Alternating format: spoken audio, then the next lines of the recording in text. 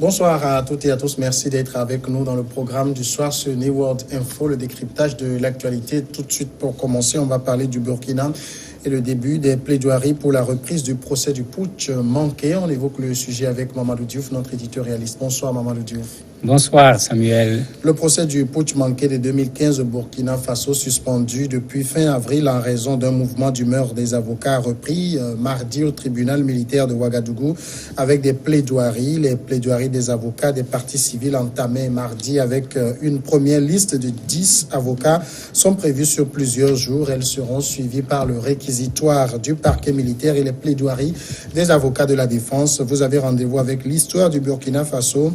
Faites honneur à la justice militaire, a laissé entendre au tribunal Maître Souleymane Ouedraogo, un avocat de la partie civile, dans une salle d'audience quasiment vide.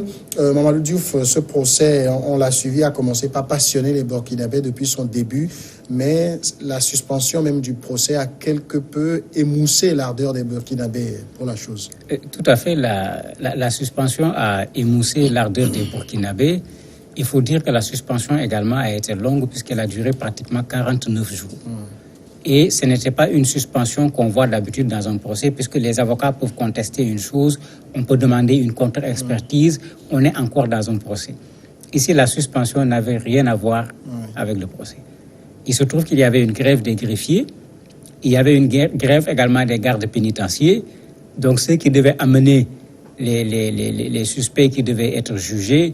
Les greffiers, quand on parle de jugement, c'est eux qui écrivent pour qu'on puisse considérer que c'est ça qui a été dit, voilà la note qui a été donnée. C'est pourquoi les avocats se sont plaints parce qu'on ne pouvait pas continuer à organiser le procès dans ces conditions.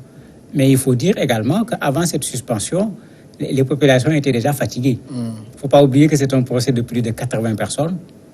Et ce genre de procès, qu'on le veuille ou pas, sont des procès qui ont tendance à être très longs.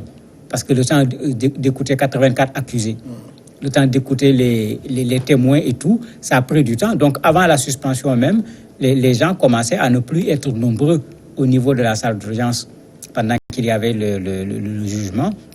Et la suspension, c'est comme si le peu qui restait a finalement baissé les bras parce que comme vous le dites, même cette plaidoirie, il faut des jours pour qu'une partie finisse.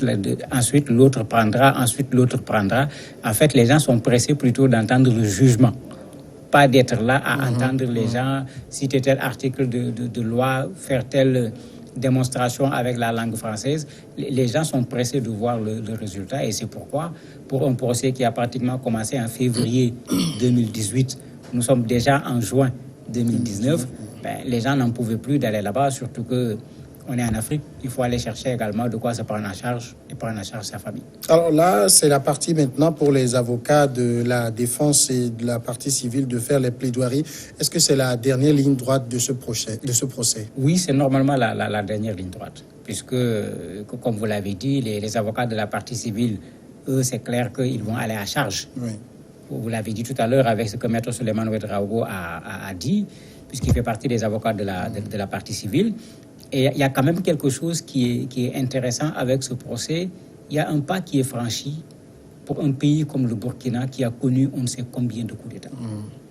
Parfois même, des gens ont été exécutés avec des procès vraiment faits rapidement. C'était le cas, par exemple, de Lengani Jean-Baptiste. C'était le cas également de Henri Zongo, qui étaient les deux autres qui avaient accompagné le président Thomas Sankara et le président Blaise Compaoré pour la révolution en 1983. On les a accusés en une nuit de tentative de coup d'État. On les a jugés en une nuit. On les a condamnés à mort. On les a exécutés la même nuit.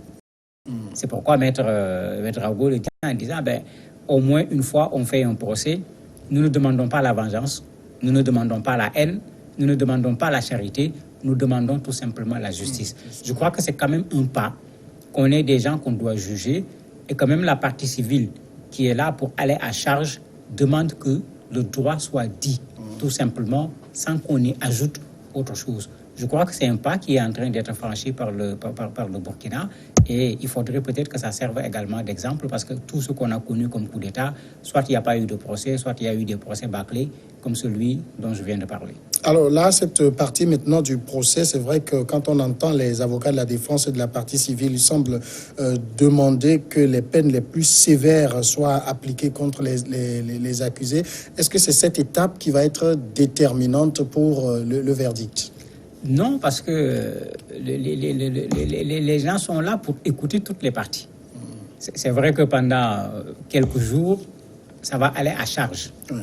Puisque vous avez vu comment il a interpellé ceux qui vont juger en leur disant de faire honneur au Burkina. Et effectivement, il demande que ces gens-là soient sanctionnés à la hauteur de ce qu'eux, ils considèrent comme étant le délit, le crime même qu'ils ont commis. Parce qu'ici, on parle de 14 morts, on parle de 270 blessés. Il les taquine quelque part même à la limite en leur disant, bon, la prochaine fois, avant de faire des écoutes, parce qu'il y a eu ce problème également qu'on le reproche, il faut d'abord aller demander l'autorisation du juge. Bon, c'est comment quand quelqu'un qui veut faire un coup d'État, qui fait des écoutes, va aller dire au juge, je vais faire des écoutes parce que je veux faire un coup d'État. Donc, on est carrément dans un procès où, ce que moi je trouve intéressant, c'est que les gens sont en train de vouloir faire la part des choses pour que la justice fasse son travail et qu'au sortir de ce procès, malgré tout ce que les Burkinabés de façon générale ont contre le général Diendéré pour son action au niveau de cette force que tout le monde connaissait, qui était une sorte de garde prétorienne à côté du président de la République, qu'on ne mélange pas les choses. Ils sont jugés pour un coup d'État, qu'on mette les faits sur la table et que sur la base des faits, ceux qui sont reconnus coupables soient condamnés. Et je crois que c'est la justice burkinabé qui va en sortir vraiment avec la tête haute si cela est respecté. Alors aujourd'hui, ce procès, en tout cas, est dans sa ligne droite, dernière ligne droite, comme on le dit, dans un contexte où le Burkina fait face quand même à plusieurs attentats. La question sécuritaire, de l'insécurité est reposée avec beaucoup d'acuité. Est-ce que ce n'est pas aussi tout cela qui fait que ce procès n'enchante plus tellement? Il y a cela effectivement parce que pendant un temps, ce procès était l'enjeu majeur pour le Burkina.